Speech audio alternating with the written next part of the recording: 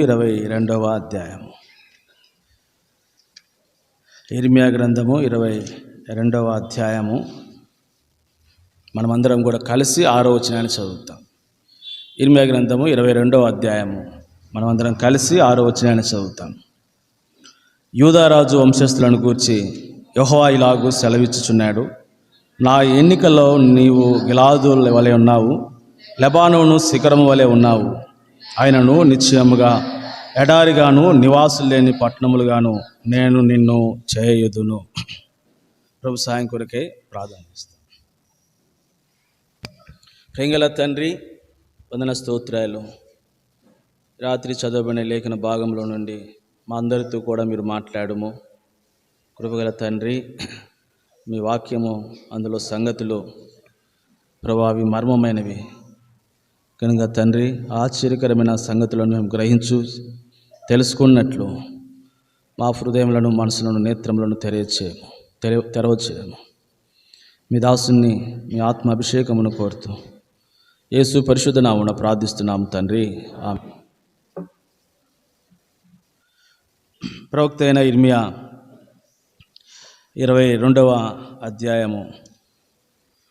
ప్రభు తను యూదారాజు వంశస్థులను గూర్చి తాను సెలవిచ్చినటువంటి ఈ మాట మనము చూస్తూ ఉన్నాం. దావీదు సింహాసనం మీద కూర్చుండు యూదారాజా అన్నాడు. కాబట్టి యూదులను గురించి, యూదా ప్రజలను గురించి, అందరి రాజులను గురించి, యూదారాజు వంశస్థులను గురించి ప్రభు సెలవిచ్చినటువంటి మాట, నా ఎన్నికలో నీవు గిలాదు వలెనున్నావు, లెబానోను శిఖరము వలె ఉన్నావు. ఈ రాత్రి ఒక మాటే, గిలాదుని గురించి మనం చూడలేము, కానీ నా ఎన్నికలో నీవు లెబానోను శిఖరము వలె ఉన్నావు అనే మాట. కాబట్టి యూదా రాజులు, ఆ ప్రజలను గురించి ప్రభు అన్నటువంటి ఆ మాటను మనం చూస్తూ ఉన్నాం. ప్రభు యొక్క ఎన్నికలో వీరు ఎట్లా ఉన్నారు అని అంటే, లెబానోను శిఖరము వలె ఉన్నారు. యూదులే కాదు, యూదా రాజులే కాదు, ప్రభు యొక్క ఎన్నికలో మనము కూడా ఎట్లుండాలని ప్రభు కోరుతున్నాడు అని అంటే, మనము లెబానోను శిఖరము వలె ఉండాలి. శిఖరమును గురించి 2 మాటలు జ్ఞాపకం చేస్తా.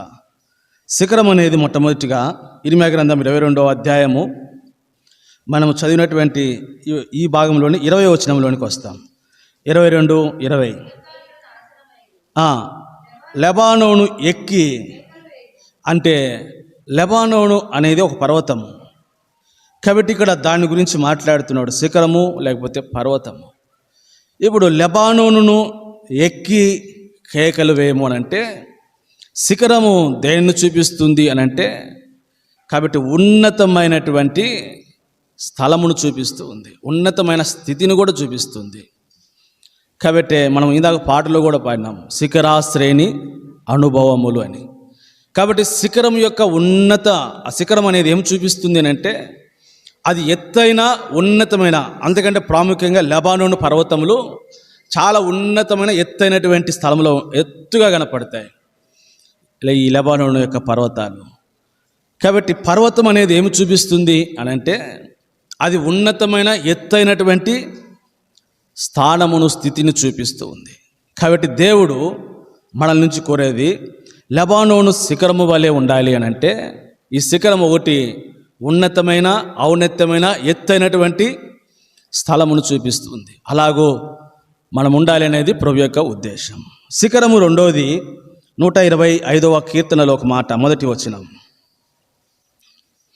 125 మొదటి వచనం.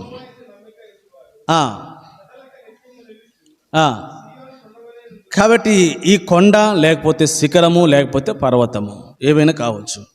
రెండవది, అది దేనికి ముంగుర్తుగా, సూచనగా ఉంది అని అంటే, కదలక నిత్యము నిలుచుట. కాబట్టి ఇది స్టేటస్ ఆఫ్ స్టేబుల్ చూపిస్తుంది, అంటే స్థిరమైనటువంటి స్థితిని చూపిస్తుంది.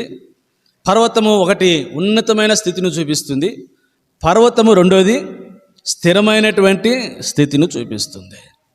అనేది మనకు అర్థమవుతుంది. అందుకే మత్తయి సువార్తలో ప్రభు ఒక ఉపమానం చెప్తూ బండ మీద కట్టబడినటువంటి ఇంటిని గురించి మాట్లాడుతూ, కాబట్టి అక్కడ వాన వచ్చిందంట, వరద వచ్చిందంట, విసిరి ఆ గాలి దాని మీద ఆ ఇంటి మీద కట్టిందంట, కానీ ఆ ఇల్లు ఏమాత్రం కూడా ఏం కాలేదంట. చదవండి ఆ మాట. వాన కురిసెను, వరద వచ్చెను, గాలి విసిరి ఆ ఇంటి మీద కొట్టెను, అది పడలే, అది స్థిరముగా ఉంది. కాబట్టి మన విశ్వాస ఆత్మీయ జీవితాన్ని కూడా ప్రభు యొక్క ఎన్నికలో మనం ఎట్లుండాలని కోరుతూ ఉన్నాడు? శిఖరము వలె ఉండాలని. ప్రభు ఎన్నికలో మనం ఎట్లుండాలని కోరుతూ ఉన్నాడు?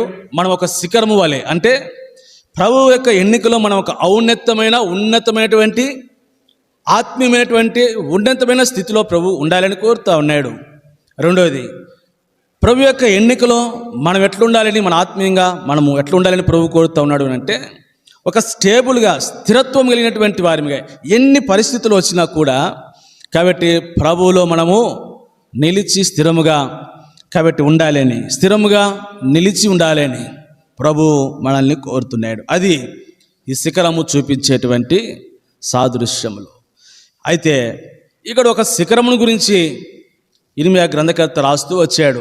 ఏ శిఖరము వలె మనం ఉండాలని కోరుతున్నాడు ప్రభు ఆయన యొక్క ఎన్నికలు అంటే, లెబానోను శిఖరము వలె మనము ఉండాలి అని ప్రభు కోరుతూ ఉన్నాడు. ఈ రాత్రి లెబానోను గురించి దైవ గ్రంథంలో దాదాపుగా 7 మాటలు అంతకంటే ఎక్కువే ఉన్నాయి. అయితే నేను సమయాన్ని బట్టి 3 లేకపోతే 4 సంగతులే జ్ఞాపకం చేసి ముగిస్తాను. కాబట్టి ఏ శిఖరం వలె ప్రభు యొక్క ఎన్నికలో మనం ఉండాలి అని ప్రభు కోరుతున్నాడు అంటే, లెబానోను శిఖరము వలె ఉండాలి. ఏంటిది లెబానోను? మొట్టమొదటిగా దేనికి సాదృశ్యంగా ఉందో చూస్తాం. ఇర్మీయా గ్రంథము 18వ అధ్యాయము 14వ వచనం. లెబానోను పొలములోని అది లెబానోను పొలములోని బండ మీద హిమముండుట మానున. లెబానోను పొలము అని కూడా అన్నాడు ఇక్కడ. కాబట్టి లెబానోను పర్వతముల మీద కూడా ఏముంటాయినంటే హిమముండుట మానదు. లెబానోను యొక్క పొలములో లేకపోతే లెబానోను యొక్క శిఖరము, కాబట్టి అది హిమముతో ఏమవుతుంది? నిండి ఉంటుంది. కాబట్టి ప్రభు యొక్క ఎన్నికలో మనము లెబానోను యొక్క శిఖరము వలె ఉండాలి అంటే, ప్రభు యొక్క ఎన్నికలో మనము ఈ లెబానోను అది నింపబడినటువంటి హిమము వలె మనం ఉండాలి అనేది ప్రభు యొక్క ఉద్దేశం. కాబట్టి ఇది మంచునుకు లేకపోతే హిమము అనేది మనం ఇక్కడ చూస్తూ ఉన్నాం. కాబట్టి ఈ లెబానోను దేనితో నింపబడి ఉంటుంది అని అంటే, ఆ పర్వతంలో కనపడకుండా అది హిమముతోనూ మంచుతోనూ నింపబడి ఉంటుంది అని. కాబట్టి అలాగూ ఉండాలి అనేది ప్రభు మనల్ని కోరుతున్నాడు. ఈ హిమము, ఈ మంచు దేనికి సాదృశ్యంగా ఉంది అనేది మనం ఒక మాటని జ్ఞాపకం చేసుకుంటాం. నిర్గమకాండము 4వ అధ్యాయము. నిర్గమకాండము 4వ అధ్యాయము మనము 6వ వచనాన్ని చదువుతాం.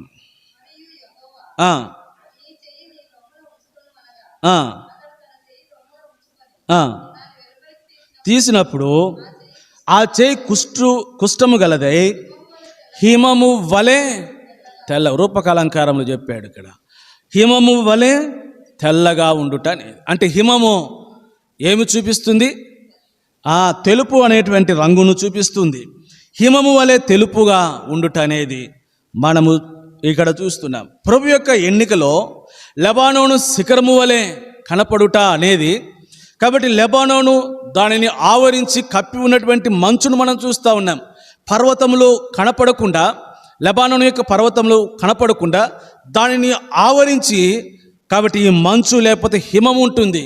కాబట్టి ప్రభు మనల నుంచి కోరుతుంది అదే. మనము ప్రభు యొక్క ఎన్నికలో లెబానోను యొక్క శిఖరము వలె ఉండుట అనేది, కాబట్టి ఇక్కడ హిమము వలె తెల్లగా ఉండుట అనేది మనం చూపిస్తున్నాం. రాజుల 2వ గ్రంథము 5వ అధ్యాయము 27వ వచనం. రాజుల 2వ గ్రంథము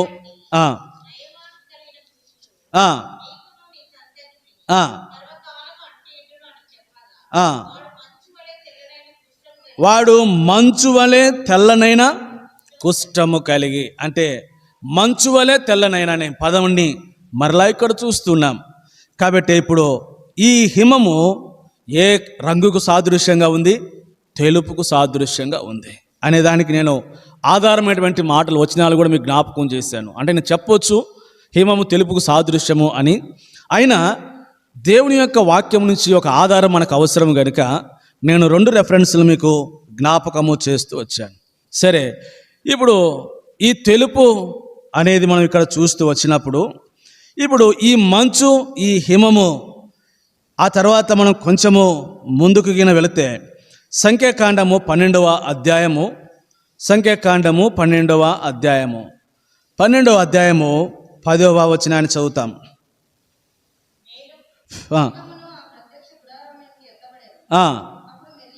మిరియాము హిమము వంటి తెల్లని కుష్టు.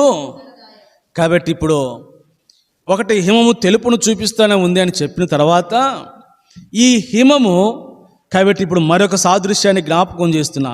హిమము వంటి తెల్లని కుష్టు.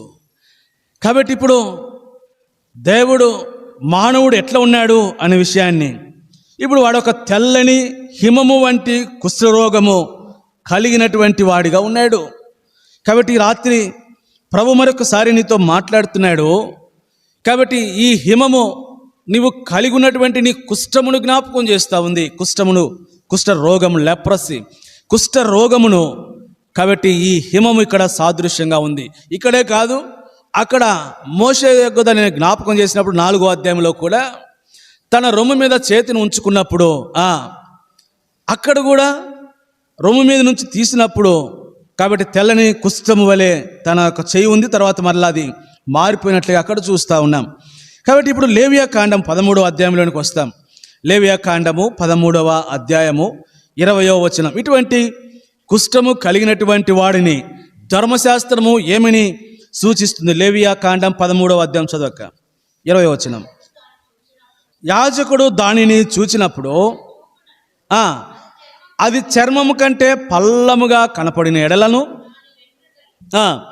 తెల్లబారి ఉండిన ఎడలను వాడు అపవిత్రుడని నిర్ణయింపవలేను. కాబట్టి ఆ పుంటి వలన పుట్టినటువంటిది కుష్టు పొడ. కాబట్టి ఇప్పుడు ఈ తెలుపు నీ కుష్ఠమును చూపిస్తూ ఉంటే, కుష్ఠము కలిగినటువంటి వాడు ఎవడంట? వాడు అపవిత్రుడని నిర్ణయించబడినటువంటి వాడు. కాబట్టి ఇప్పుడు ఆ ఆవరించబడినటువంటి మంచు ఇప్పుడు ఏం చూపిస్తుంది? తెలుపును అనే ఒక రంగుని నేను జ్ఞాపకం చేసిన తర్వాత దాన్ని మరలా తలంపుకి అక్కడికి వస్తాను నేను. అయితే అంతకంటే ముందు ఈ తెలుపు కాబట్టి కలిగి ఉన్నటువంటి కుష్ఠమును చూపిస్తూ ఉంది, కుష్ఠరోగమును. ధర్మశాస్త్ర ప్రకారము ఇటువంటి కుష్ఠరోగం కలిగినటువంటి వాడు ఊరికి వెలుపల వాణిని ఉంచవలసినటువంటి పరిస్థితులు. కాబట్టి ఇప్పుడు ఈ కుష్ఠము ఏమి చూపిస్తుంది అంటే, వాడు ఎవరై ఉన్నాడని? అపవిత్రుడని నిర్ణయింపబడినటువంటి వాడు. వాడు అపవిత్రుడని నిర్ణయింపబడినటువంటి వాడు. కాబట్టి ఈనాడు భూమి మీద జన్మించి జీవిస్తున్నటువంటి ప్రతి మనుషుడు కూడా ఇప్పుడు ఈ కుష్ఠము కలిగినటువంటి వాడే. అంటే ఈ రోగము, ఈ అపవిత్రతగా ఎంచబడినటువంటి వాడే.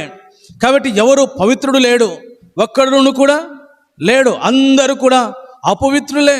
ఈ రోగము సర్వలోకం మానవాళికి అంటుకుంది. ఈ కుష్ఠము మానవుని ఏం చేసింది? అపవిత్రుని చేస్తూ వచ్చింది. అందుకే ఇటువంటి అపవిత్రత కలిగినటువంటి ఒక వ్యక్తి దైవ గ్రంథంలో ఇలాగంటూ వచ్చాడు. యెషయా గ్రంథం 6వ అధ్యాయము 5వ వచనం. యెషయా గ్రంథము 6వ అధ్యాయము 5వ వచనం.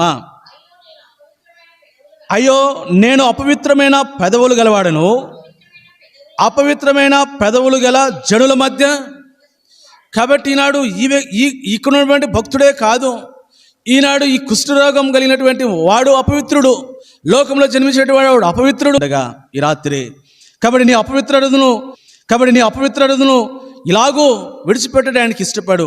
అందుకే ఇప్పుడు ఒక మాట, ఇటు పరిస్థితిని గురించి, ఇటు అపవిత్రతను గురించి ఇప్పుడు వాక్యం ఏం చెబుతుందో ఒక మాట జ్ఞాపకం చేస్తాను. యోబు గ్రంథము 25వ అధ్యాయము. యోబు గ్రంథము 25వ అధ్యాయము. యోబు గ్రంథము 25వ అధ్యాయము 6వ వచనం. మరి నిశ్చయముగా పురుగు వంటి మనుషుడు, పురుగు వంటి నరుడు ఆయన దృష్టికి పవిత్రుడు కానేరడు కదా. ఈ రాత్రి నేను అపవిత్రుడను, అపవిత్రమైనటువంటి ప్రజల మధ్య జీవిస్తున్నటువంటి ఈ మనుషుని గురించి నిశ్చయముగా పురుగు వంటి మనుషుడు, పురుగు వంటి నరుడు ఇప్పుడు దేవుని యొక్క దృష్టికి ఎట్లు పవిత్రుడు కాగలడు. ఇప్పుడు 4-5 వచనాలు కూడా, నరుడు దేవుని దృష్టికి నీతిమంతుడు ఎట్లు కాగలడు, స్త్రీకి పుట్టినవాడు ఆయన దృష్టికి ఎట్లు శుద్ధుడు కాగలడు, ఆయన దృష్టికి చంద్రుడు కాంతి గలవాడు కాడు. చాలమ్మా. కాబట్టి నరుడు దేవుని దృష్టికి నీతిమంతులు ఎట్లు కాగలడు, స్త్రీకి పుట్టినవాడు ఆయన దృష్టికి ఎట్లు శుద్ధుడు కాగలడు. మరి నిశ్చయంగా పురుగు వంటి మనుషుడు, పురుగు వంటి నరుడు ఆయన దృష్టికి పవిత్రుడు కానేరడు కదా. ఇప్పుడు ఎలాగూ మరి ఇది మానవుని యొక్క దుస్థితి. ఈ రాత్రి నీ దుస్థితి కూడా అదే. కాబట్టి ఈనాడు ఒకవేళ ఇంకా నువ్వు పాపంలోనే, కుష్టులోనే, అపవిత్రతలోనే ఉంటే ఈ రాత్రి నీ దుస్థితి కూడా, నీ స్థితి కూడా అదే. నీవు నిశ్చయముగా పురుగు వంటి మనుషుడుగా, నరుడుగా ఆయన దృష్టికి ఎలాగూ పవిత్రుడుగా కాగలవు అని, ఇది సాధ్యమే ఏదైనా అని. కాబట్టి 4వ అధ్యాయము యోబు గ్రంథము 4వ అధ్యాయము ఇప్పుడు 17వ వచనాన్ని చదువుతాం. 4వ అధ్యాయము ఇక్కడ అంటాడు, కాబట్టి తను సృజించినటువంటి వాని సన్నిధిని నరుడు పవిత్రులు అగుదురా. ఎట్లా అగుతారు? తాను సృజించినటువంటి వాని సన్నిధిలో నరుడు ఎట్లు పవిత్రుడు కాగలడు. ఈ రాత్రి ఆలోచన చేయి. అపవిత్రమైనటువంటి నీవు, కాబట్టి పురుగు వంటి నీవు దేవుని యొక్క దృష్టికి ఎట్లు పవిత్రుడు కాగలవు, ఆయన సన్నిధిలో నువ్వు ఎట్లు పవిత్రుడు కాగలవు. ఇంకొంచెం ముందుకు వెళతాం. 9వ అధ్యాయము 2వ వచనం. 9వ అధ్యాయము వాస్తవమే, ఆ సంగతి అంతే అని నేను ఎరుగుదునా. కాబట్టి ఇప్పుడు అంటాడు యోబు, వాస్తవమే. ఏది వాస్తవము? దేవుని దృష్టికి ఒక మనుషుడు, నరుడు పవిత్రుడు కాగలగటము అనేది అది వాస్తవమే. కాబట్టి వాస్తవమే, ఆ సంగతి ఎంతే. దేవుని దృష్టికి ఒక మనుషుడు పవిత్రుడు అవ్వటం అది సాధ్యమయ్యే పని కాదు. కాబట్టి వాస్తవమే, ఆ సంగతి అంతే అని నేను ఎరుగుదును. ఏంటిదంట? నరుడు దేవుని దృష్టికి ఎట్లు నిర్దోషి కాగలడు అని. ఈ రాత్రి నిస్థితి అట్లయితే ఎట్లాగూ మరి, ఎలాగూ దేవుని యొక్క దృష్టికి నీవు నిర్దోషివి కాగలవు అని, దేవుని యొక్క దృష్టిలో నువ్వు ఎట్లో పవిత్రుడు కాగలవు అని, దేవుని యొక్క దృష్టిలో నువ్వెట్లో, కాబట్టి ప్రభు యొక్క దృష్టికి నువ్వు శుద్ధుడు ఎట్లు కాగలవు అని. ఇలాంటి పదాలు దైవ గ్రంథంలో ఎన్నో చోట్ల రాయబడింది. 15వ అధ్యాయము యోబు గ్రంథము 14వ వచనంలో 14వ వచనాన్ని కూడా చదువుతాము. నరుడు ఏ పాటి వాడు, నిర్దోషవుటకు స్త్రీకి పుట్టినటువంటి వాడు ఏ పాటి వాడు. కాబట్టి ఎంత దౌర్భాగ్యమో మనుష్యుడు. అందుకే 16వ వచనంలో వాని గురించి ఏం చదువుతాం అక్కడ? హేయుడును చెడినవాడును నీళ్లు త్రాగుతున్నట్లు దృష్టిలను చేయవాడు మరి. ఇది మానవుని స్థితి. కాబట్టి హేయుడు, చెడినవాడు, నీళ్లు త్రాగునట్టు దుష్క్రియలు చేయనటువంటి వాడు మరి హేయుడు కదా, అపవిత్రుడు కదా. ఇట్టి వ్యక్తి ఎట్లు పవిత్రుడు కాగలడు. ఈ రాత్రి సహోదరి సహోదరుడా, నీ జీవితం మిగిలిన అదే అయితే ఈ సంవత్సరం యొక్క చివరి ప్రభు దినం, ఈ సాయంకాలం ప్రభు నీతోనే మాట్లాడుతున్నాడు. కాబట్టి నువ్వు ఎట్లు పవిత్రుడవు కాగలవు అని. కాబట్టి అందుకోసమే దాదాపు పవిత్రుడు కాగలొట్టుకొనకై ఒక సాధనాన్ని ప్రభు నీ కొరకై ఏర్పరుస్తూ వచ్చాడు. 130వ కీర్తన 130వ కీర్తన 4వ వచనం. 130వ కీర్తన ఆయనను కాబట్టి ఇక్కడ అంటాడు 130వ కీర్తన 4వ వచనంలో ప్రభు యొద్ద ఏం దొరుకుతుంది? క్షమాపణ దొరుకుతుంది. రెండవది 7వ వచనంలో యెహోవా యొద్ద కృప దొరుకుతుంది. మూడవది ఆయన యొద్ద సంపూర్ణ విమోచన దొరుకుతుంది. ఇటువంటి మనుషునికి ఈ మాటలు వినినప్పుడు ఏమనిపిస్తుంది? తన ప్రాణము తెప్పరిల్లా చేపడుతుంది. ఒకవేళ ఈ రాత్రి నీ స్థితి అయితే ఎవడు దేవుని దృష్టికి నీతిమంతుడు కాగలడని ఒక నిరుత్సాహంలో నీ స్థితికి అదే ఓయో ఇంత అపవిత్రమైన జనుల మధ్య నేను నశించిపోతా ఉన్నా, నాశనానికి వెళ్ళిపోతా ఉన్నా అనేది ఒకవేళ నీ వేదనగిన అయితే ఈ పదాలు ఈ దేవుడు నీతో ఈ రాత్రి ఈ సంగతులు మాట్లాడుతున్నాడు. ఏంది? ఇదిగో చూడు, నా యొద్ద నీకేముంది? నా యొద్ద నీకు క్షమాపణ ఉంది. ఇదిగో చూడు, నా యొద్ద నీకేం దొరుకుతుంది? కృప దొరుకుతుంది. నా యొద్ద నీకు సంపూర్ణమైన విమోచన దొరుకుతుంది. విమోచన దొరుకుతుంది. కాబట్టి ఇటువంటి దేవుడు ఇటువంటివి దొరుకుతూ ఉండగా ఈ రాత్రి నువ్వేం చేయాలని వాక్యము జ్ఞాపకం చేస్తుంది అని అంటే, ఇప్పుడు 51వ కీర్తన 7వ వచనంలోనికి వస్తాం. 51వ కీర్తన 7వ వచనం. నేను పవిత్రుడగినట్లు అది, ఓ ప్రభువా నేను అపవిత్రుడను, నీ యొద్ద కృప దొరుకుతుంది, నీ యొద్ద క్షమాపణ దొరుకుతుంది, నీ యొద్ద సంపూర్ణ విమోచన దొరుకుతుంది. కనుక నేను నీ యొద్దకు వస్తున్నా. నేను పవిత్రుడగినట్లు నా పాపం నుంచి పరిహరించు. ఇది అడుగు ప్రభువుని. 2వ వచనంలో కూడా అంటాడు, నా దోషము పోనట్లు నన్ను బాగా కడుగుము, నా పాపం పోనట్లు నన్ను అడుగు. ఈ రాత్రి ప్రభువుని, ప్రభువా నన్ను పవిత్రునిగా చేయి, నా పాపములు పరిహరించు, నా దోషం పోనట్లు నన్ను బాగా కడుగు, నా పాపం పోనట్లు నన్ను పవిత్రపరచు. ఎంత కృపగల దేవుడు నేను తప్పకుండా ఏం చేస్తాడు?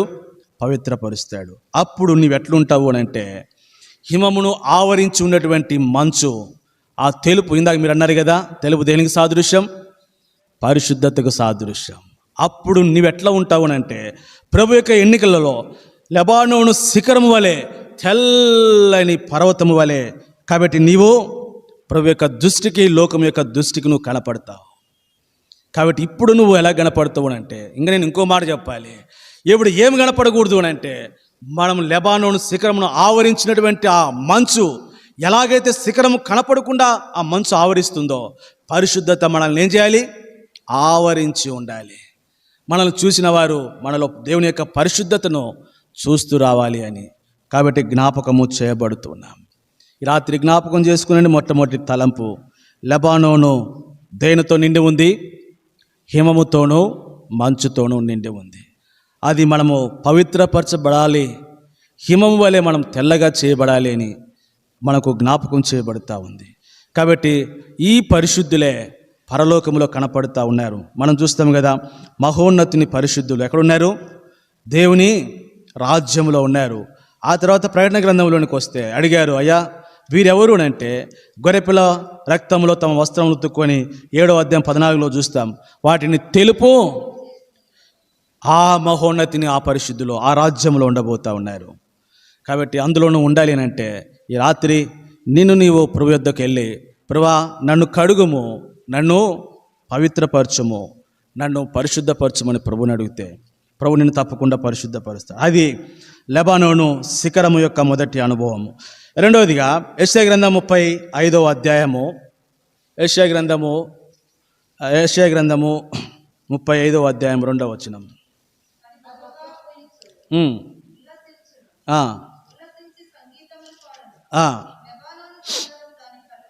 కాబట్టి లెబానోను సౌందర్యము దానికి కలుగును అని. కాబట్టి రెండవది, దేవుని యొక్క ఎన్నికలో మనం ఎట్లుండాలంట? లెబానోను శిఖరము వలె ఉండాలి. దేవుని యొక్క ఎన్నికలో మనము లెబానోను శిఖరము వలె ఉండాలి అని అంటే, లెబానోను శిఖరము రెండవది ఎట్లా ఉందంట? లెబానోను సౌందర్యము కలిగినటువంటి పర్వతము. వాస్తవము కూడా అది. లెబానోను ఆ మంచు, అక్కడికి వెళ్ళి చూస్తే ఆ పర్వతాలు చాలా సౌందర్యంగా కనపడతాయి, బ్యూటిఫుల్గా. కాబట్టి లెబానోను రెండవది, లెబానోను దేని చూపిస్తుందంటే లెబానోను సౌందర్యమునకు గుర్తు. కాబట్టి ప్రభు యొక్క ఎన్నికలో మనం ఎట్లుండాలి అని అంటే, మనము సౌందర్యవంతులముగా ఉండాలి. ఎట్లుండాలమ్మా? అసలు ఏంటి సౌందర్యము అంటే? సౌందర్యం అంటే ఏంటి అర్థం? ఎవరైనా చెప్తారా? సౌందర్యము అని అంటే, సౌందర్యము అని అంటే అర్థము నేనే చెప్తా. ప్రశ్న నాది, ఆన్సర్ నాదే. సరే కానివ్వండి. 2వ సమూయేలు గ్రంథము 14వ అధ్యాయము, 2వ సమూయేలు గ్రంథము 14వ అధ్యాయము, 2వ సమూయేలు గ్రంథము 14వ అధ్యాయము 25వ వచనం.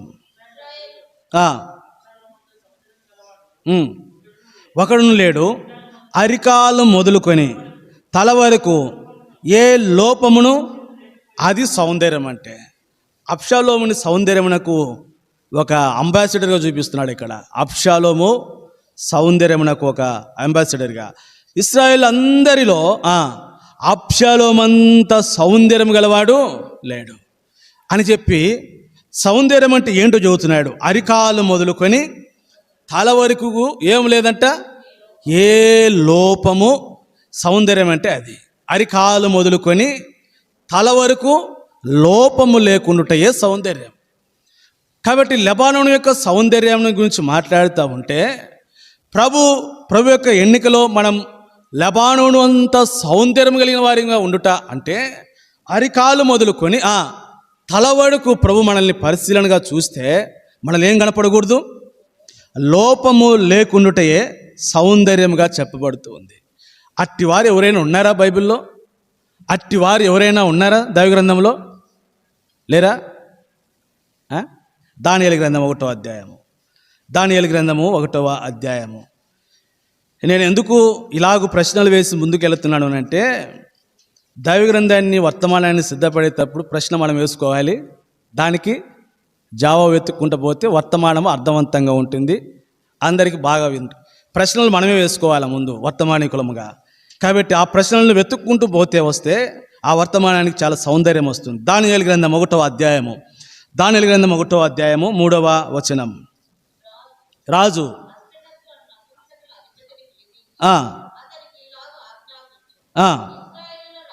ఇశ్రాయేలుల రాజ్య వంశములలో ముక్కులై లోపం లేని సౌందర్యమును సకల విద్య ప్రావీణ్యతను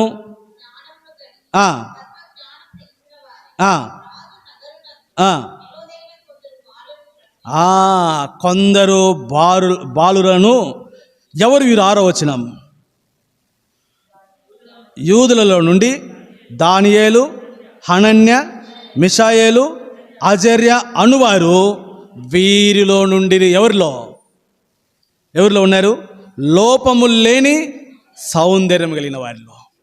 ఈ రాత్రి ఒకసారి ఆలోచన చేయి. ప్రభు ఆయన యొక్క ఎన్నికలో మనం లెబానోను శిఖరము వల్లే ప్రభు ఉండాలని కోరుతా ఉన్నాడు. అంటే లెబానోను శిఖరము అరికాలు మొదలుకొని తల వరకు లోపము లేనటువంటి జీవితం. కాబట్టి ఇప్పుడు ప్రభు ఎలాగ కోరుతా ఉంటే, ఇప్పుడు అట్టి వారిలో మిక్కులై లోపం లేని సౌందర్యం కలిగినటువంటి వారిని పరిశీలనగా చూస్తే అందులో దానియేలు ఉన్నాడు, హనన్య ఉన్నాడు, మిషాయేలు ఉన్నాడు, అజర్యాలు ఉన్నారు. ఈ రాత్రి మనం ఉన్నామా అని? ఎందులో? సౌందర్యం కలిగినటువంటి ఆ యొక్క లెబానోను శిఖరంలో మనం ఉన్నామా అని. కాబట్టి మనం అటువంటి సౌందర్యం ఉన్న అరికాలు మొదలుకొని తల వరకు ఏ లోపము, నేను భౌతికంగా మాట్లాడలే కాబట్టి అందుకే నేను ఈ మాట జ్ఞాపకం చేయాలి. సౌందర్యం గురించి మాట్లాడుతూ వచ్చినప్పుడు నేను భౌతిక సౌందర్యం గురించి కాదు. అందుకని మనకు అర్థం కావటానికి పరమగీతాలు 1వ అధ్యాయంలో మనం వస్తాం. పరమగీతాలు 1వ అధ్యాయము. పరమగీతాలు 1వ అధ్యాయంలో నేను ఒక మాటని మీ కొరకే జ్ఞాపకం చేస్తాను. 5వ వచనం. యెరూషలేము కుమార్తెలారా, నేను నల్లని దాని, నేను నల్లటోళ్ళు సౌందర్యవంతులేంది? ఎవరు అంటారమ్మ నల్లటోళ్ళు సౌందర్యవంతులని? సౌందర్యంలో మొట్టమొదటి చూసేది ఏంటి? రంగే కదా. వాళ్ళు ముక్కు అంకున్నా మూతి అంకున్నా తెల్లగా ఉంటే చాలు అబ్బా అంటారు కదా లోకంలో. ఇక్కడ యెరూషలేము కుమార్తె అంటది, నేను నల్లని దాననైనను, ఎట్లా ఉన్నాను? సౌందర్యవంతురాలను వాళ్ళను. సొలొమోను నగరు తెరలవలెను. నేను తన సౌందర్యమును దేనితో పోల్చుకుంటుంది? కెదారు వారి గుడారమునకును సొలొమోను నగరకు పోల్చుకుంటుంది. సొలొమోను నగరు దేంతో కట్టించాడు? ఇంకా కెంపులు, బంగారము, వైడూర్యములతో ఆ నగరం కట్టబడితే ఈ నల్లటి ముఖం వేసుకొని ఏమంటది? ఏమంటదంట? నేను సొలొమోను నగరంతో పోల్చుకుంటుంది. నల్లగా ఉంటుంది ఏమా? మళ్ళీ ఎట్లుంటుందమ్మా? నల్లగా ఉండే ఏమా? అంత సౌందర్యంతో పోల్చుకుంటుంది. ఇంకా 6వ వచనం. నల్లని దాన్నను, నన్ను చిన్న చూపు చూడకుడి, నేను ఎండ తగిలిన దానను. కాబట్టి ఇప్పుడు అంటే నేను ఎండ తగిలిన దానను. నా సహోదరులు నా మీద కోపించి నన్ను ద్రాక్ష తోటకు కావలిగత్తిగా ఉంచారు. కాబట్టి ఇప్పుడు అంటే ఈ షులమితి, నేను నేటి దానను నల్లటి దానైన సౌందర్యవంతిది అని అంటే ఆ ప్రియుని యొక్క దృష్టిలో ఈ షులమితి అరికాలు మొదలుకొని తలవతికి ఏం లేదు, లోపం లేదు. అది చూసింది తన ప్రియుడు. ఆమె నలుపా తెలుపా ఎరుపా అని చూడలే కదా. కాబట్టి సౌందర్యం ఎక్కడి నుంచి వస్తుందంటే లోపము లేని జీవితం అనే సౌందర్యం అని అంటారు. ఎక్కడి నుంచి లోపం ఉండకూడదు? అరికాలు నుంచి తల వరకు లోపం లేకుండా ఉండుట, అది సౌందర్యం అని అంటే. విశ్వాస జీవితంలో ప్రభు యొక్క ఎన్నికలో ఓ సియోను, ఓ యెరూషలేము, లేకపోతే ఓ నా ఇశ్రాయేలు ప్రజలారా, మీరు నా ఎన్నికలో లెబానోను పర్వతం వలె మీరు సౌందర్యవంతులుగా కనపడుతూ రావాలి. కాబట్టి సౌందర్యం అని అంటే అదే. ఇప్పుడు దానియేలు గ్రంథంలోనికి మనం వచ్చాం కదా.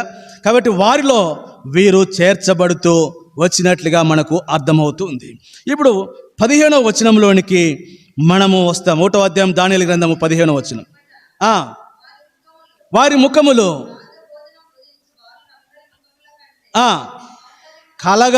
సౌందర్యంగాను కలగాను కనపడ్డాయంట వీళ్ళయి. కాబట్టి వీరి ముఖములు 10 దినములైన పిమ్మట వారి ముఖములను రాజు భోజనము భుజించు బాలులందరి ముఖములు.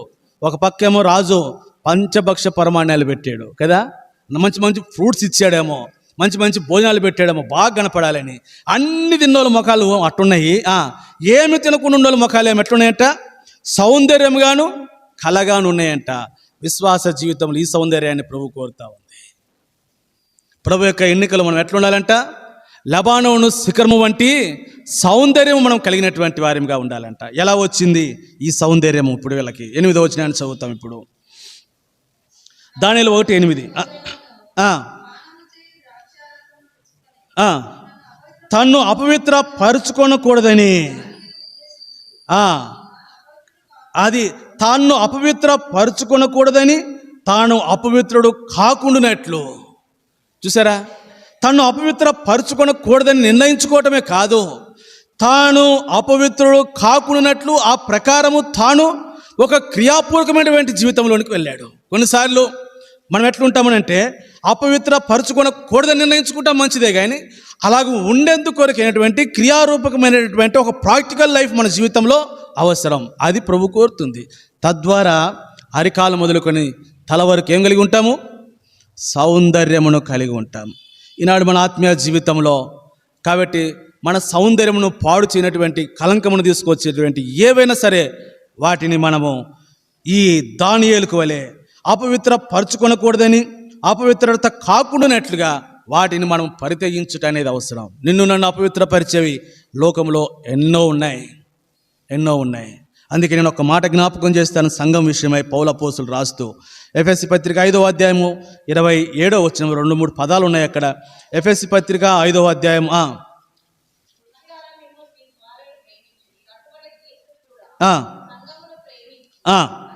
కలంకమైనను ముడతైనను. కాబట్టి పరిపూర్ణ సౌందర్యము ఏంటి అని అంటే మన ఇక్కడ సంఘం విషయమై మాట్లాడుతూ ఉన్నాడు పౌలు అపోస్తులుడు. కలంకమైనను ముడతైనను అట్టిది మరి ఏదైనాను సరే కాబట్టి కనపడకుండా ఉండుటయే. అది దేన్ని చూపిస్తుంది? సౌందర్యమును చూపిస్తుంది. కాబట్టి ఇప్పుడు ప్రకటన గ్రంథంలోనికి వెళితే 21వ అధ్యాయము, ప్రకటన గ్రంథము 21వ అధ్యాయం, ఇటువంటి కలంకము లేని సౌందర్యవంతులు ఎక్కడుంటారో అనే సంగతిని నేను జ్ఞాపకం చేసి ఆ తలంపును అక్కడ ముగిస్తాను. ఆ ప్రకటన గ్రంథము 21వ అధ్యాయం 26-27 వచనాలు చదువుతాం. జనములు తన మహిమను ఘనతను దానిలోనికి తీసుకుని వచ్చేదరు. గొర్రెపిల్ల యొక్క జీవగ్రంథమందు వ్రాయబడినటువంటి వారే దానిలో ప్రవేశింతురు. కానీ నిషిద్ధమైనదైనను అసహ్యమైనదైనను అబద్ధమైనదైనను జరిగించువాడైనను దానిలో. చూసారా? కాబట్టి ఇక్కడ కొన్ని మాటలు అన్నాడు. ఏంటిది అంటే నిషిద్ధమైంది, అసహ్యమైంది, అబద్ధమైన దానిని జరిగించువాడైనను దానిలో ప్రవేశించలేడు. కాబట్టి ప్రభు యొక్క రాకడ వరకు ఏ డెస్టినేషన్ మనం చేరాలో అక్కడికి చేరేంత వరకు లెబానోను ప్రభు యొక్క ఎన్నికలో మనము లెబానోను శిఖరము వలె ఉండాలని ప్రభు కోరుతున్నాడు. ఆయన యొక్క ఎన్నికలో మనం ఎట్లుండాలి అంటే లెబానోను శిఖరం వలె, అంటే హరికాలు మొదలుకొని తల వరకు ఏ లోపము లేనటువంటి సౌందర్యం కలిగిన ఆత్మీయ జీవితాన్ని కాబట్టి మనము కలిగి ఉండాలనేది ప్రభు మన నుంచి కోరుతున్నాడు. అట్లా ఉండినట్లు ప్రభు మనకు సహాయము చేయనుగా. కానీ నేను 3వ తలంపులోనికి వస్తాం. చదువుదాం. పరమగీతాలు 4వ అధ్యాయము. పరమగీతాలు 4వ అధ్యాయము. పరమగీతాలు 4వ అధ్యాయము 11వ వచనం. పరమగీతాలు 4. నీ పెదవులు తేనీయలు ఉన్నట్టున్నవి, నీ జిహ్వ కింద మధుర క్షీరములు కలవు, నీ వస్త్రముల సువాసన. లెబానోను 3వది దేనికి సాదృశ్యము? సువాసనకు సాదృశ్యముగా ఉంది. సువాసనకు సాదృశ్యం. కాబట్టి ప్రభు యొక్క ఎన్నికలో మనం ఎట్లుండాలి అంటే లెబానోను శిఖరము వలె ఉండాలి. అంటే ప్రభు యొక్క ఎన్నికలో మనం ఎట్లుండాలని ప్రభు కోరుతున్నాడు అని అంటే ఆ సువాసనకరమైనటువంటి జీవితమును కలిగి ఉండాలి అని. ఏంటిది సువాసన? దేనికి సాదృశ్యము అని పరమగీతాలు 1వ అధ్యాయంలోనికి వస్తే ఇప్పుడు 3వ వచనాన్ని చదువుతాము. సువాసన గలది నీ పేరు పోయబడిన పరిమళ తైలముతో. కాబట్టి ఈ పరిమళ తైలం ఎటువంటిదంట? సువాసన గలది అని అన్నాడు పైన. ఆ పరిమళ తైలమును కిందకు వచ్చేసరికి నీ పేరు అన్నాడు. అంటే సువాసన అనేది దేనిని చూపిస్తూ ఉంది? మన యొక్క పేరు. మన యొక్క పేరు. మన యొక్క పేరు అంటే అది దేనికి చూపిస్తుంది? మన పేరంటే మనం పెట్టే పేరు కాదు కదా. ఆ పేరును చూపిస్తుంది పరిమళ వాసన అని. అంటే ఆ పేరు చెప్పగానే ఆ పేరు మనకి దేన్ని చూపిస్తుంది అంటే ఆ పేరు మన యొక్క సాక్ష్యమును చూపిస్తూ ఉంది అని. 4వ అధ్యాయం పరమగీతాలు మనం ఇందా చదువుతూ వచ్చినాం. నీ వస్త్రము సువాసన నీ వస్త్రముల సువాసన లెబానోను సువాసన వలె ఉన్నది అన్నాడు. కాబట్టి ఇప్పుడు ఈ సువాసన అది పేరును చూపిస్తుంది. ఆ సువాసన మన యొక్క సాక్ష్యమును చూపిస్తూ ఉంది అని. కీర్తనకారుడు 45వ కీర్తన 8వ వచనం. 45వ కీర్తన నీ వస్త్రములెల్లా గోపరస వాసనయే, అగరు వాసనయే, లవంగి పట్టు వాసనయే. కాబట్టి ఒకటి పేరును, రెండోది వస్త్రమును చూపిస్తుంది సువాసన. కాబట్టి ఇప్పుడు వస్త్రం దగ్గరికి వచ్చినప్పుడు నీ వస్త్రములెల్లా గోపరసంత వాసన, అగరు వాసన, లవంగి పట్టు వాసన. అంటే మన పేరు ఎట్లుండాలని కోరుతా ఉన్నాడు అంటే గోపరసమంత వాసన, అగరు వంటి వాసన, లవంగి పట్టు వంటి వాసన మనకు అవసరం. మన పేరు చెప్పగానే అటువంటి వాసనతో పీల్చుకోవాలా కదమ్మా? మన పేరు చెప్పగానే అంటే కదా, అంటే మన సాక్ష్యం, మన పేరు చెప్పగానే మన సాక్ష్యం అర్థమైపోవాలి. మన సాక్ష్యం అర్థమైపోతే వాళ్ళు ఇలాగ పీల్చుకోవాలి. గోపరసన వాసన, అగరు వాసన, లవంగి పట్టు వాసన వలె ఇతని సాక్ష్యం ఉంది అని చెప్పగలగాలి. అది లెబానోను శిఖరమును గురించి మాట్లాడుతుంది. లెబానోను శిఖరము కాబట్టి అది సువాసన భరితమైనటువంటి శిఖరం.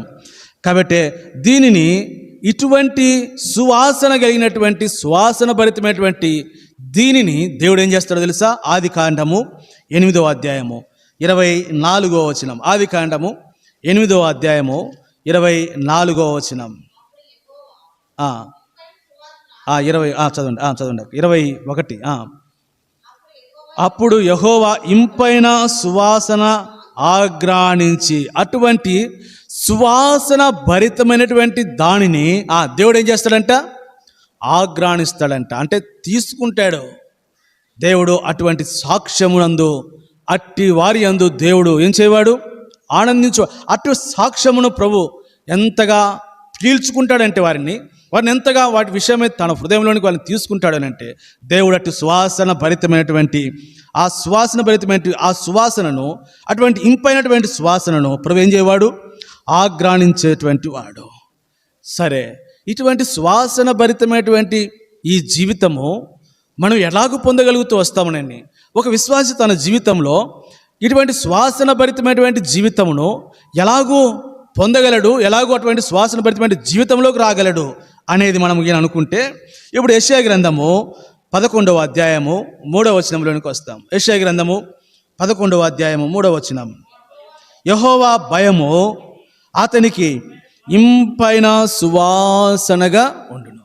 కాబట్టి ఈ సువాసన భరితమైనటువంటి జీవితము ఎట్లా వస్తుంది అని అంటే దానికి ఏమవసరం? యెహోవా యొక్క భయము, దేవుని యందలి భయము ఒక వ్యక్తి యొక్క సాక్ష్యమును సువాసన భరితముగా చేస్తుంది. అందుకే అబ్రహాము ఒక సందర్భంలో అన్నాడు, ఈ స్థలమందు దేవుని భయము ఏమాత్రము లేదు. అంటే అక్కడ ఎంత సువాసన భరితంగా ఉందో మనం అర్థం చేసుకోవచ్చు. ఒక వ్యక్తి విశ్వాస జీవితంలో తను ఎట్లు సువాసన భరితంగా ఉంటాడు అని అంటే దానికి మూలము, కేంద్రము అంటే ఆ వ్యక్తి ఎప్పుడైతే దేవుని భయమును కలిగి ఉంటాడో, the fear of the lord. ఈ మాట గురించి ఎన్నో దేవుని యొక్క భయము ఎన్ని సంగతులను మనకు చేస్తుందో మీరు సామెతల్లో చదవచ్చు. కాబట్టి దేవుని యొక్క భయము ప్రాముఖ్యంగా నీ ఇంపైన సువాసనకరమైనటువంటి భరితమైనటువంటి జీవితమును, దానికి ఆరిజిన్ ఏంటి, దానికి మూలము, రూట్ ఏంటి అని అంటే కేవలం the fear of the Lord. అబ్రహాంతో దేవుడు ఒక మాట అన్నాడు, అబ్రహామా, ఇందు మూలముగా నీవు దేవునికి. కాబట్టి మన విశ్వాస జీవితం ఎట్లుంది? కాబట్టి శ్వాసభరితమైన జీవితం ఎక్కడి నుంచి వస్తుంది అంటే దైవ భయం లేకపోతే మన యొక్క సాక్ష్యము సువాసన భరితముగా ఎంత మాత్రము ఉండదు. పౌలు అపోస్తలుడు కొరింథీయులకు రాస్తూ కొరింథీ 2వ పత్రిక 2వ అధ్యాయము, కొరింథీ 2వ పత్రిక 2వ అధ్యాయము 15-16 వచనాలు. రక్షింపబడు వారి పట్లను, నశించు వారి పట్లను.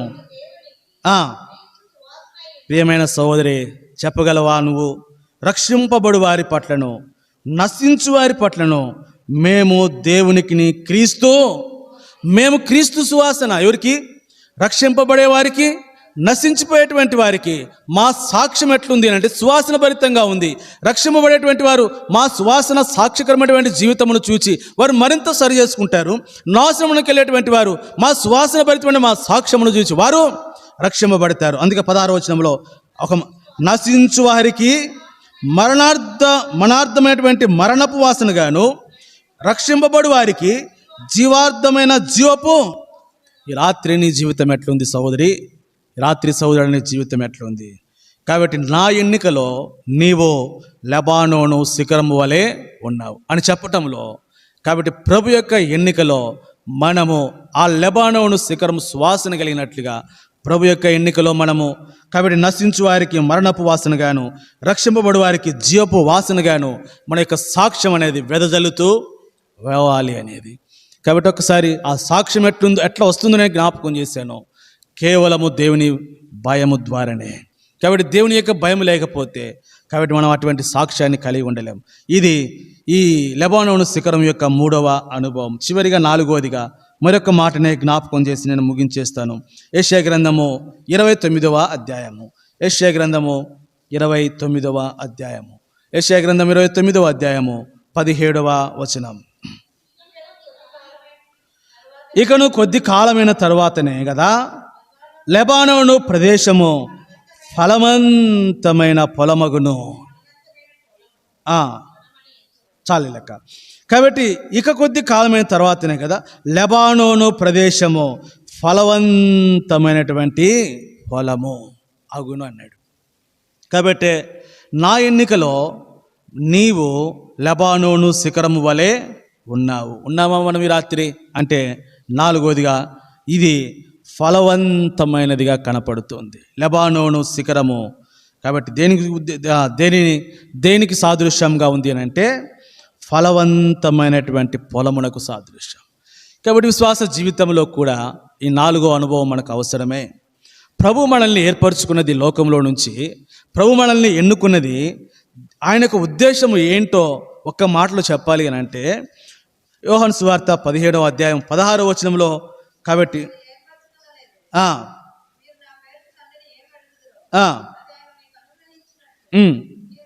మీరు వెళ్ళి ఫలించుటకును. కాబట్టి ఎందుకు ప్రభు మనల్ని ఏర్పరచుకున్నాడు అని అంటే మీరు వెళ్ళి ఏం కావాలని, కాబట్టి ఫలించుట కొరకే ప్రభు మనల్ని ఏర్పరచుకు ఉన్నాడు. 2025వ సంవత్సరం ముగింపులోనికి వచ్చాం మనం. ఒకవేళ ప్రభు మనకి అడిగితే నా ఎన్నికలో సహోదరుడా, నా ఎన్నికలో సహోదరి, నువ్వు లెబానోను శిఖరం వలె ఉన్నావా అడిగిన ప్రభు ఒకవేళ నిన్ను నన్ను అడిగితే మనం చెప్పగలగాల, అవును ప్రభువా, నేను లెబానోను శిఖరం వలె సౌందర్యంగా ఉన్నాను, లెబానోను శిఖరం వలె తెల్లని మంచు వలె ఉన్నాను. లెబానోను శిఖరం వలె నేను సువాసన భరితంగా ఉన్నాను. లెబానోను శిఖరము వలె నేను ఫలవంతంగా ఉన్నాను. చెప్పగలిగే అనుభవం మన జీవితంలో అవసరం. అది ఏది లేకుండానే ఏదో పాడిందే పాటర పాసిపాల దాసుడు అని కదా, ఈ సంవత్సరమే మారుతుంది అంతే. క్యాలెండర్ మారుతుంది, క్యాలెండర్లో ఇయరే మారుతుంది కదా. ఇంకా చూడాలి రేపు 31వ తారీఖు ఏం కార్చిన వాళ్ళు కార్చినట్టే ఉంటుంది కదమ్మా. ఒప్పుకోవాలి ప్రార్థనలో ఇంకా అంతే. 31వ తారీఖు ఆ కొద్ది సమయమే. కాబట్టి దైవ చిత్తానుసారమైనటువంటి దుఃఖం నేను ఇంతకుముందు కూడా చెప్పాను మీకు, అది మార్పులోనికి తీసుకొస్తుంది. అది లేనప్పుడు ఏటేటా ఏడిపే అంటే ఏడవటంతో నేనేం తప్పని మిమ్మల్ని తప్పు పట్టట్లే. ఒకవేళ హృదయం నొచ్చుకొని కృచ్చబడి ఏడుస్తే మంచిదే, పర్వాలే. అయితే నువ్వు హృదయం కృచ్చబడి మార్పు చెందినవంటానికి గుర్తు ఏంటి అంటే ఆ తర్వాత నీళ్ళు ఏం కనపడాలా? మార్పు కనపడాలా. మళ్ళీ అదే 2వ తారీఖు నుంచి మళ్ళీ ఇదే ఉంటుంది. క్యాలెండర్ మారుతుంది, డేట్ మారుతుంది, సంవత్సరం అన్నీ మారుతాయి. కానీ మారంది ఎవరు? మనమే. కాబట్టి ప్రభు మనల్ని ఏర్పరచుకున్నట్లో కాబట్టి లెబానోను వలె ఉండాలంటే మనం ఫలవంతం. లూకాసు సువార్త 13వ అధ్యాయంలో కాబట్టి ఒక సందర్భం మనకు తెలిసిందే. లూకాసు సువార్త 13వ అధ్యాయము 7వ వచనం. ఇదిగో 3 ఏళ్ల నుండి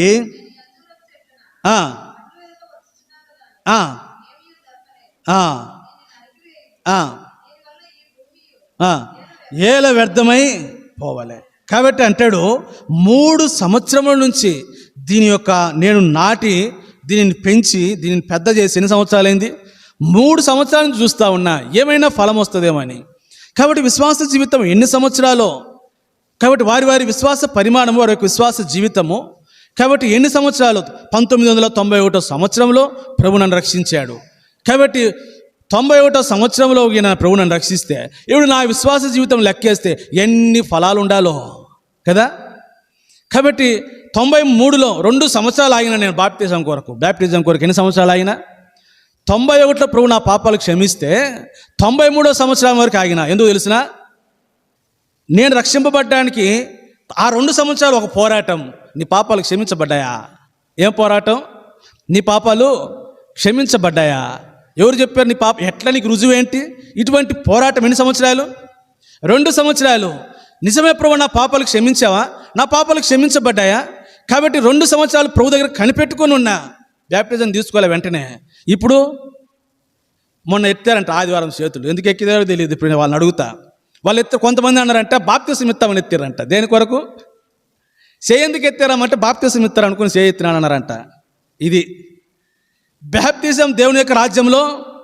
పరిసయ్యులు సద్దుకేయులు యోహాను దగ్గరికి వచ్చి అన్నారు, ఏమని? అయ్యలారా మాకు ఇంక బాప్తిసం ఇచ్చే. మేము ఎవరిమి? పరిసయ్యులము సద్దుకేయులము, సామాన్యులం కాదు, మేము మొత్తం తెలుసు మాకు అంటే. నీకు తేరగా ఉన్నామా బాప్తిసం ఇవ్వటానికని? యోహాను ఏమన్నాడు వాళ్ళని? సర్పసంతానం అని. తర్వాత ఏమన్నాడు? రాబో ఉగ్రతను తప్పించుకోవడం మీకు బుద్ధి చెప్పిన వాడేవాడు అన్న తర్వాత మీరు మారు మనసు పొంది. అంతకుముందు వచ్చిన వాళ్ళు ఎట్లా వచ్చారు? వారు తమ పాపములను అంటే పరిసయ్యులు సద్దుకేయులు అన్నారు మాకేం పాపం ఉందన్నా అనుకొని ఉంటారేమో వాళ్ళు. ఏం యోహాను అన్నా మాకేం పాపం ఉంది, మేము పరిసయ్యులము సద్దుకేయులము ధర్మశాస్త్ర పీఠం మీద కూర్చుండేవాళ్ళు. అలాగుండేటువంటి మేము సొంపులోను అందులో అన్నిట్లో మేమేమిస్తాం? అన్నిట్లో మేము ఇచ్చేది ఇంకా 10 భాగాలు. సొంపున్నా కూడా ఉప్పున్నా పప్పున్నా అన్నిట్లో ఇస్తాం. ఇంకా ఏముందన్న మా దగ్గర అంటే వాళ్ళని అన్నాడేమని సర్ప. కాబట్టి ఫలవంతమైనటువంటి జీవితం ఇక్కడ 3 సంవత్సరాల నుంచి కనపడతా ఉంది. మనం ఇన్ని సంవత్సరాల నుంచి మొక్క అయితే ఉంది కానీ ఏం లేదు, ఫలవంతమైనటువంటి జీవితం లేదు. కాబట్టి ప్రభు మన నుంచి కోరుతుంది లెబానోను ఏం జ్ఞాపకం చేస్తుంది అంటే ఫలవంతమైన జీవితమును జ్ఞాపకం చేస్తాను. అలాగే ఫలించుట కొరకై నేను 3 మాటలే జ్ఞాపకం చేసి ముగిచ్చేస్తాను. లూకాసు వార్త 13వ అధ్యాయం 8వ వచనంలో ఈ ఉపమానంలో ఒక మాట నీకు తీసుకుందాం. నేను దాని చుట్టూ త్రవ్వి. ఫలవంతమైన జీవితం యొక్క రహస్యం ఏంటి అని అంటే ఇప్పుడు ఆ పొలం ఏం చేయాలంట? త్రవ్వబడాలి. త్రవ్వబడకుండా అది ఫలవంతమైనటువంటి అనుభవంలోనికి రాదు. కాబట్టి మనం ఫలవంతమైనటువంటి జీవితంలోనికి ఎప్పుడు వస్తామనంటే త్రవ్వబడాలి. త్రవ్వటానికి దేన్ని ఉపయోగిస్తారు? బాగా పదునుగా ఉన్నటువంటి ఆయుధమును ఉపయోగిస్తారు. దాని ద్వారా త్రవ్వబడితే త్రవ్వబడకుండా అది ఏం కాదు, ఫలవంతమైనటువంటి జీవితంలో. అందుకే ఏంటిది త్రోవబడటము అనేది ఒక మాట జ్ఞాపకం చేస్తే అపోస్తుల కార్యములు 2వ అధ్యాయము 37వ వచనం. వారి ఈ మాటలు విని అది హృదయములో, అంటే నొచ్చుకోవడం అంటే పుట్టినోట్లు ఏమనుంది కాబట్టి ఫలవంతమైనటువంటి జీవితం యొక్క రహస్యం ఏంటి అని అంటే హృదయములో ఏం కావాలా? పొడవబడాలి. దేని చేత?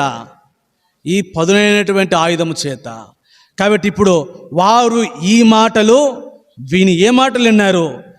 మీరు సిలువైనటువంటి యేసునే దేవుడు ప్రభువుగాను క్రీస్తునుగాను నియమించినటువంటి మాట వినపడగానే వారి హృదయములు ఏమైపోయినాయి అంటే దేవుని యొక్క వాక్యము చేత వారి యొక్క హృదయములు ఏమైపోయినాయి? ఎంతగా పొడవబడాలనో, కృచ్చబడాలనో, త్రోవబడాలనో దేవుని యొక్క వాక్యము చేత వారి హృదయాలను తవ్వుకున్నారు వాళ్ళు. ఆ ఆయుధము చేత నా హృదయమును తవ్వు ప్రభువా, నా జీవితమును త్రవ్వకపోతే పైపైన ఉంటే ఏం కావు, త్రవ్వుతే లోపలనే అన్ని బయటకు వస్తాయి కదమ్మా.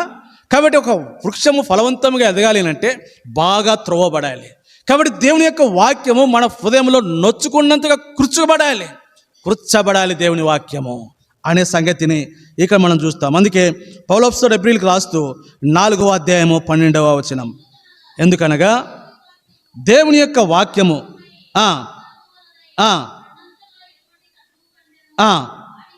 వాడిగా ఉండి ప్రాణాత్మలను, కీలను, మూలుగులను విభజించునంత మట్టుకు దూరాల దేవుని వాక్యం.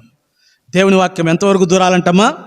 అది కృచ్చబడి మనము ప్రాణాత్మలను, కీలను, మూలుగలను విభజించినంత మట్టుకిన దేవుని వాక్యాన్ని మనం త్రవ్వి పోల్చుకోగలిగితే విశ్వాస జీవితంలో ఎలా ఉంటాం? మనము ఫలవంతమైన వారిగా ఉంటాం. అనేకసార్లు మన ఆత్మీయ అనుభవాల జీవితాల్లో దీనిని మనం ఇష్టపడం, త్రవ్వబడటానికి, కూర్చోబడటానికి.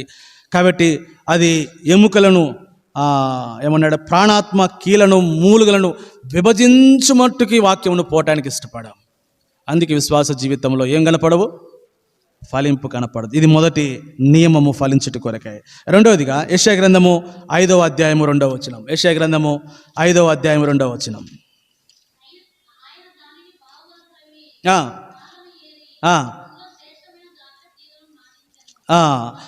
కాబట్టి రెండవది ఇక్కడ 5వ అధ్యాయం, ఆయన దాన్ని త్రవ్విన తర్వాత ఏం చేయబడిందంట? రాళ్లను దానిలో నుండి ఏరివేయట. ఫలవంతమైన జీవితం యొక్క రెండవ రహస్యం ఏంటి అని అంటే, ఒకటి త్రోవబడుట, ఎముకలు మూలుగులలోనికి దేవుని యొక్క వాక్యము చొచ్చుకొని పోవుట అనే దానికి మనం అనుమతి ఇవ్వటం. రెండోది అంతటితో సరిపోదు కానీ రాళ్లను, అంటే ఇది కూర్చుకొని వెళుతూ ఉన్నప్పుడు ఏమడ్డుపడతాయమ్మా? రాళ్ళ మీద మనం ఎంత కూర్చున్నా కూడా ఏం కాదు, అది దిగబడుతుందా? దిగబడుతుంది. అప్పుడు ఏం చేయాలా? ఆ రాళ్లను మనము. కాబట్టి రెండవది ఫలవంతమైన జీవితం యొక్క రెండవ రహస్యం ఏంటి అంటే, కాబట్టి త్రోవబడటం ఎంత ప్రాముఖ్యమో అందులో ఉన్నటువంటి రాళ్లను ఏరివేయటం కూడా అంతే అవసరం. ఏమి చూపిస్తుంది రాయి అంటే? కఠినత్వమును చూపిస్తుంది. కఠినత్వము చే తృణీకరింతువా, న్యాయత్రాసు నది చేతిలో, న్యాయపీఠము నీ ముందు ఉన్నది, దానించి చూడు కూర్చున్నదెవరు. న్యాయపీఠము నీ ముందు ఉన్నది, దానించి చూడు కూర్చున్నదెవరు. కఠినత్వమును. కాబట్టి ఏం చేస్తుంది ఆ కఠినత్వమును అంటే, ఈ కూర్చబడేదానికి అది ఏమవుతుంది ఎప్పుడు కూడా. కాబట్టి ఈ రాయి అనేది కఠినత్వమును చూపిస్తుంది. ఏ కఠినత్వము? హెజ్కేలు గ్రంథము 36:26. హెజ్కేలు గ్రంథము 36:26. నూతన హృదయము, రాతి గుండె మిల నుండి. కాబట్టి ఏ గుండె అంట? ఏ కఠినత్వము? కొన్నిసార్లు అంటారు వాడు గుండె రాయే, నాయన నువ్వు ఎంతేం చెప్పు, వాడు గుండె రాయే ఇంకా. కాబట్టి అనేకసార్లు ఫలింపు లేకపోవటానికి హృదయం యొక్క కాఠిన్యము, గుండె యొక్క కఠినత్వము మనల్ని ఏం చేస్తూ ఉంది? ఫలవంతమైనటువంటి జీవితంలోనికి మనల్ని వెళ్లకుండా చేస్తూ ఉంది. కాబట్టి ఈ కఠినత్వం యొక్క, అందుకే పౌలపోస్తుడు రోమీలకు రాస్తూ 2వ అధ్యాయం 5వ వచనంలో అన్నాడు, రోమపత్రిక కఠినత్వం ఏం చేస్తుందంట? మీ హృదయమును మార్పు చెందకుండా చేస్తుంది. కాబట్టి కాఠిన్యము తద్వారా నీ మార్పు చెందినటువంటి నీ యొక్క హృదయము. అందుకే విశ్వాస జీవితంలో దైవ గ్రంథంలో ఒక యవనస్తుడు వచ్చాడు, పరిగెత్తుకుంటూ వచ్చాడు ఆ దేవుని దగ్గరికి. వచ్చాడమ్మా, వచ్చాడు. ఏమన్నాడు? నిత్య జీవానికి వారసుడు ఒకటి నేనేం చేయాలని అడిగాడు కదమ్మా. అయితే దేవుడు అన్నీ చెప్పాడు. చెప్పిన తర్వాత అవన్నీ నేను చేస్తున్నాను అన్నాడు. ప్రభు ఇప్పుడు అన్నాడు, అయితే నువ్వు నన్ను అంటే వాడు ముఖం ఏం చేసుకున్నాడంట? చిన్నబుచ్చుకొని కఠినపరుచుకొని వెళ్ళిపోయాడు. అనేక సార్లు ప్రభు యొద్దకు వస్తాము. కాబట్టి కఠినత్వం చేత హృదయం ఏం చేసుకుంటూ ఉంటాం? అవి లోవులని కుచ్చుకొనకుండా కఠినత్వం, హృదయం యొక్క కాఠిన్యము మనల్ని మార్పు పొందినటువంటి హృదయంగా మార్చిపోతుంది. కాబట్టి అదెంత ప్రమాదకరము అని అంటే, ఇంకా వాడు ఇప్పుడే కాదు ఎప్పటికీ కూడా వాడు ఫలించలేడు. అందుకే పౌలపోస్తుడు ఎబ్రీలకు రాస్తూ ఎబ్రీ పత్రిక 4వ అధ్యాయము 7వ వచనంలో, ఎబ్రీ పత్రిక 4వ అధ్యాయము 7వ వచనం,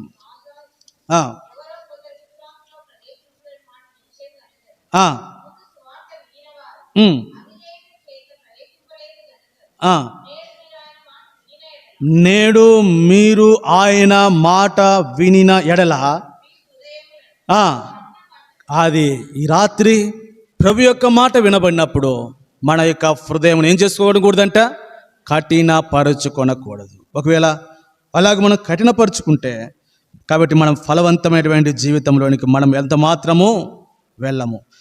మూడవదిగా ఫలవంతమైనటువంటి దానికి మూడవ రహస్యం యోహాను సువార్త 15:2లో ఒక మాట ఉంది. ఏంటి అంటే, పనికి రానివి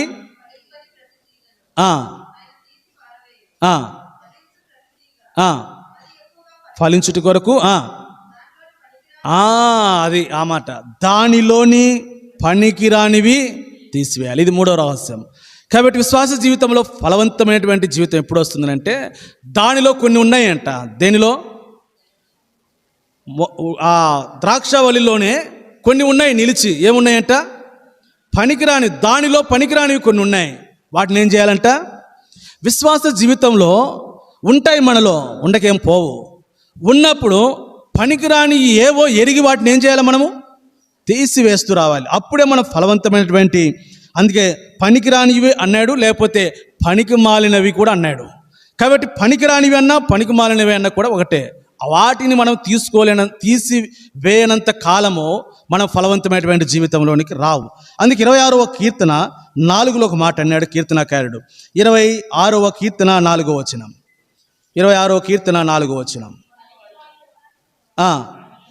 పనికి మాలిన వారితో సాంగత్యము చేయకము. వాక్యం చెబుతుంది కదా, పనికి మాలినటువంటి వారితో సాంగత్యము చేయకము అన్నాడు. ఎవరు పనికి మాలిన వారు అని? సామెతలు 6:12, సామెతల గ్రంథము 6:12.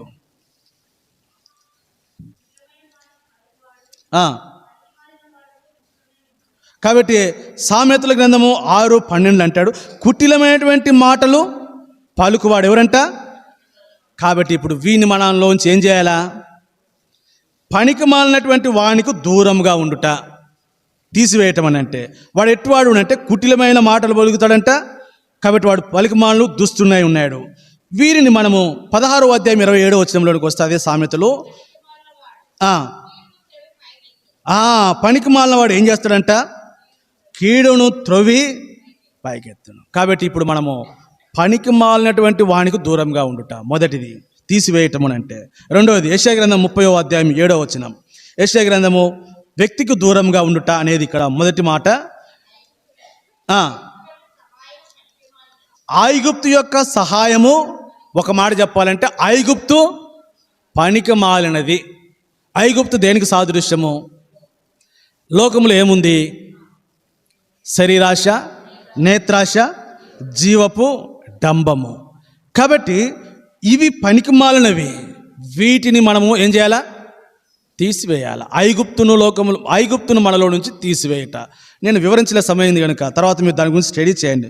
మూడవది అంటే లోకమును మనలో నుంచి తీసివేయట. మూడవది ఇర్మీయా గ్రంథము 8వ అధ్యాయం 6వ వచనం, ఇర్మియా గ్రంథము 8వ అధ్యాయము, వాటి గురించి స్టడీ చేయండి చాలా.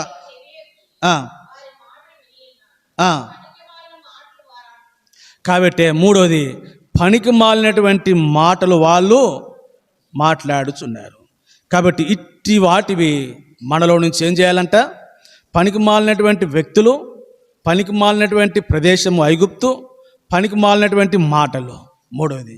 కాబట్టి తిమోతికి రాస్తూ పౌలు అపోస్తలుడు 4వ అధ్యాయం 7వ వచనం, మొదటి తిమోతి పత్రిక 4వ అధ్యాయం 7వ వచనం, మొదటి తిమోతి 4:7.